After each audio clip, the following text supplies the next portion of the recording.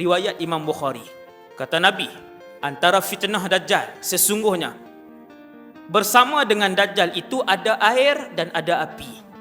Ulama yang hurai dengan zahir hadis, ulama kata api. Dajjal buat main api, dia buat main ayam. Macam mana nanti bila dia keluar, kamu akan lihat.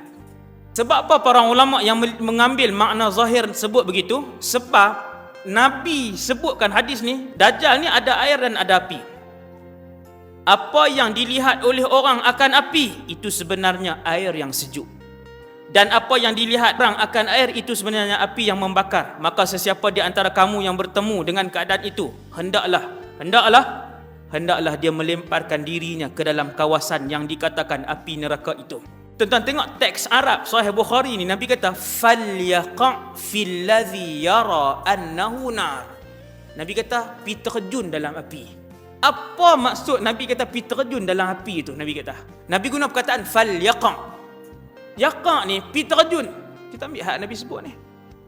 Maka Nabi kata hendaklah dia melemparkan dirinya ke dalam kawasan yang dikatakan api, kerana sebenarnya ia adalah air yang dingin lagi lazat. Fitnah Dajjal yang membuatkan ramai orang akan binasa.